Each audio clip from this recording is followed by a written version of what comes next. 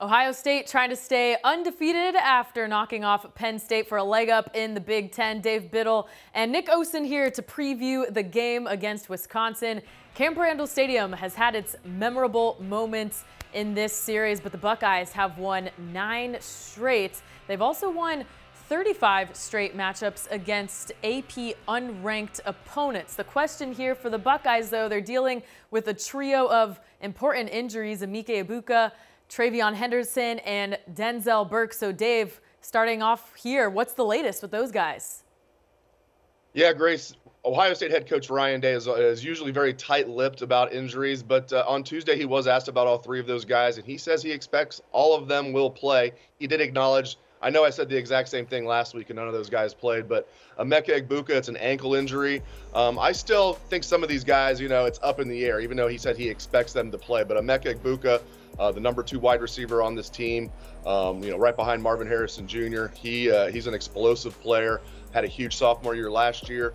And then you look at Travion Henderson, the starting running back. He's missed 3 straight games now. They do have a decent stable of running backs, so they've been able to withstand that, but he's the starter for a reason. He's their most explosive running back, and he's the starter for a reason. So we'll see if he plays this week. And then Denzel Burke's the other one. He's their top corner, one of the top corners in the country. Was unable to play last week, and we'll see. He's another guy that I'll believe it when I see it that he plays this week, but at least there's a chance, maybe a good chance, that all 3 of those guys play.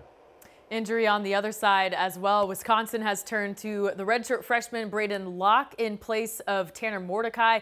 Now, Lock won his first start in a 25-21 comeback against Illinois last week, stayed turnover-free in that one. Nick, how does the offense change with Lock under center? Yeah, absolutely. I think that Braden Lock has actually come in. There's been a spot here and there, specifically against Iowa the previous game, where maybe a little growing pains, but overall, Lock is actually a really good fit for this offense. He played a similar offense at Rockwall in high school, 4-star recruit, very similar his true freshman year at Mississippi State, kind of that air raid. And now he has shown, he's very a cerebral player. He's come in, he puts a lot of time in, kind of naturally used to this offense, like I mentioned, gets the ball out quick, makes good reads, and just being around him a little bit and these players, he's kind of got that full confidence and moxie around him. I think that he's a natural fit for this offense, and it'll be important to take care of the football again and just make those reads quickly against an Ohio State defense, even if they're a little banged up, still a really strong unit this fall. Now, he'll be up against an Ohio State defense that hasn't allowed more than 17 points in a game this season. The Buckeyes also just held Penn State's talented running backs to 1.9 yards a carry. So, Nick, how do you expect Braylon Allen and the Badgers' run game to perform?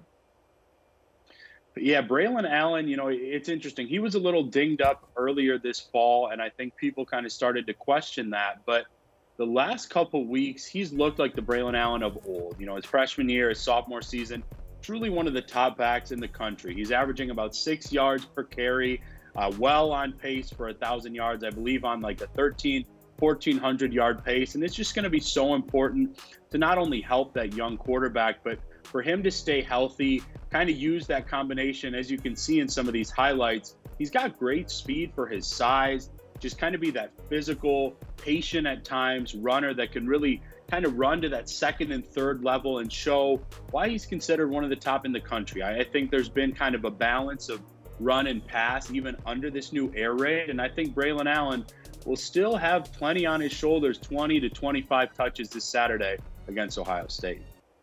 Yeah, this is going to be a tough test for the Buckeyes, no doubt about it. I agree with Nick. Early in the season, it didn't look like the Braylon Allen we're used to seeing, and now it looks like the Braylon Allen that we're used to seeing. There's a reason this young man was one of the top running backs as a true freshman and sophomore in the entire country, and will play in the NFL. Big physical guy, can move well. Now, Ohio State has been suffocating against the run this year, but I'm sure, even going, during his time at Cincinnati, Luke Fickell's teams run the ball well. So I'm sure he's going to have some tricks pulled out for this. Not anything crazy, but some new plays that he's going to run in this game, Luke Fickell and his offense. And Braylon Allen is a tremendous running back. But this Ohio State defense is elite. They're not as good as they are usually on offense, but this is an elite Ohio State defense. And so far, they've been even better at stopping the run than the pass. But this will be a very tough test for them, no doubt about it. Let's talk about Marvin Harrison Jr. because he seemingly is just adding to his highlight reel with something crazy every week. In 5 of his last 6 games, he's put up 100 receiving yards with at least 5 catches and a touchdown. The only 2 games without those kind of numbers were against Notre Dame and Indiana. So, Dave, how do you take him out of the game? Well, it's really tough because if you do double him, they are pretty deep and talented at wide receiver. But Ohio State's done a really good job, Grace, of moving him around. They don't just put him on the outside like they did last year. He's playing a lot in the slot, especially the last few weeks. Now, that coincides with the fact that Emeka Egbuka hasn't played the last couple of weeks. He plays a lot in the slot, but they're doing a good job of moving him around. Penn State tried to use their best corner on him just to shadow him and then had some help. And Marvin Harrison Jr., a lot of people say he's the best player in college football. And, he's starting to get a little bit more buzz for the Heisman. And you really wonder where this offense would be without him. I mean, the game against Penn State was just 2 offenses that were struggling big time, except for Marvin Harrison Jr. So you've got to mix it up. If you're going to try and slow down Marvin Harrison Jr., you've got to double him. But then you're going to leave somebody else open. That's why Kate Stover's having a big year at tight end for Ohio State, is because Marvin Harrison Jr.'s taking up so much attention. We'll see. If they don't have Emeka Egbuka, that'll certainly help Wisconsin's ability to focus on Marvin Harrison Jr. Yeah, and Dave, I really agree with you. I think in kind of this common age of college football, quarterbacks are often referred to as the best player in college football. But coming into this fall, I really thought Marvin Harrison Jr. was the best player. And speaking with some of the Badgers this week, really star safety Hunter Wohler, he was very kind of comfortable and confident in sharing. Marvin, obviously one of the most dynamic players in the country, really in the nation for this entire sport. And while I think that it's, of course, going to be a tough challenge, I do think, similar to Ohio State, actually, Wisconsin's strength so far has been their defense. And they've got a couple studs back there. I mentioned Wohler at safety.